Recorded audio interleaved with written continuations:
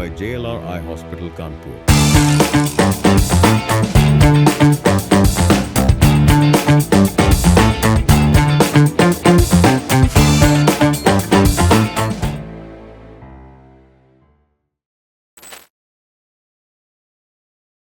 इनके पिताजी का भी नाम आपने सुना होगा। बचपन में जब छोटे थे हम लोग तो मम्मी कहानियां बताती थी कि एक काला बच्चा जी हैं, मतलब मर्डर हो गया था असल में।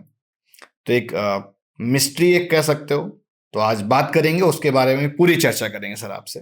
तो उनका जो मर्डर हुआ उसका क्या वाकया था? उनका तो काफी जो जीवन संघर्ष रहा बैक टू बैक, और 92 में उन्हें राम मंदिर वाले ढांचे में भी उनका योगदान रहा। हुआ क्या था कि हम 1988-89 के जो नगर निगम के चुनाव थे उसमें निर्दलीय पार्षद का चुनाव लड़ा।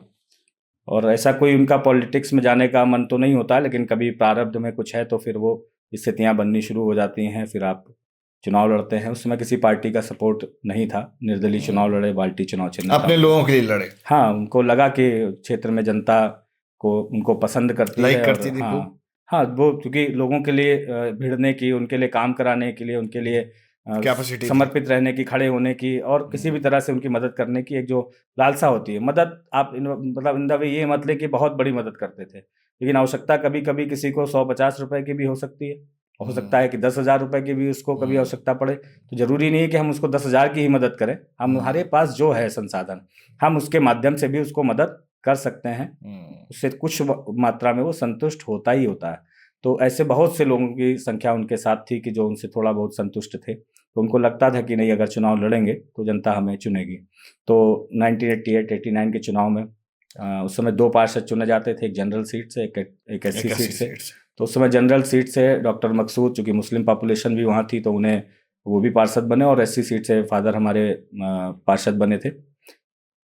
उसके बाद उस समय हमारे क्षेत्रीय जो विधायक थे, गोविंद नगर विधानसभा हुआ करती थी, उस समय बालचंद्र मिश्रा जी, जो अभी भी हमारे बीच में हैं और काफ़ी उम्रदराज व्यक्ति हैं, भाजपा के काफ़ी पुराने व्यक्ति हैं, बहुत संघर्षवान रहे, हाँ, वरिष्ठ नेता हैं। और उनके संरक्षण में हमारे पिताजी विधानसभा क्षेत्र में जब पार्षद थे, तो अब उन्होंने उनके संरक्षण में ही अपना काम शुरू किया, उन्होंने सहयोग किया। हाँ, सहयोग किया, और कहीं ना कहीं भाजपा के और संघ की विचारधारा से वो जुड़ने लगे, मैच करने लगे। हाँ, अच्छी तरह से वो अपने काम को भी कर रहे थे। तो मन मिल गया, सारी चीज़ें अच्छी चलने लगी।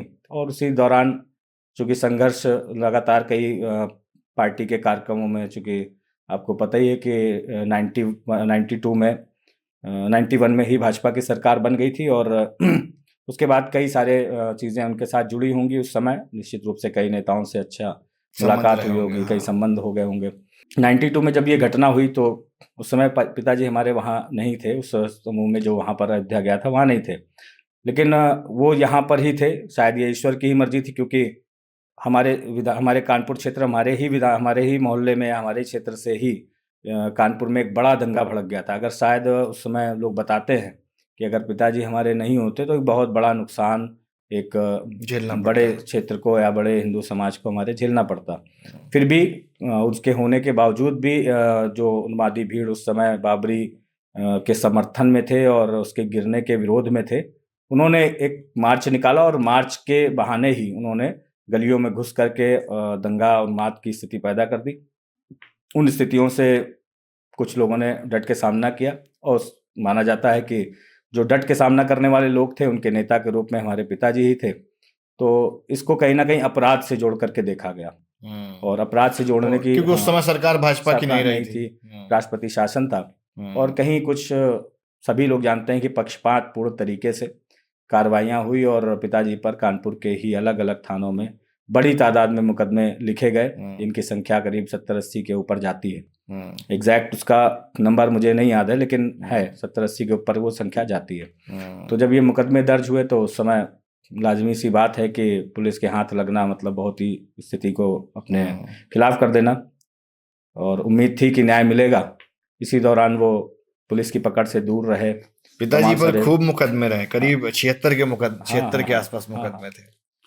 तो इतना जब उनका मर्डर भी हो गया, एक डर का माहौल रहा घर में, तो आप डरते नहीं थे बचपन में? नहीं, हम लोग उतने समझदार थे ही नहीं। बहुत छोटे रहे। बहुत छोटे थे। 93 में मैंने 94 में जब 5 साल के होने वाले थे, तो 93 में वही एज हमारी 4 साल के आसपास रही होगी।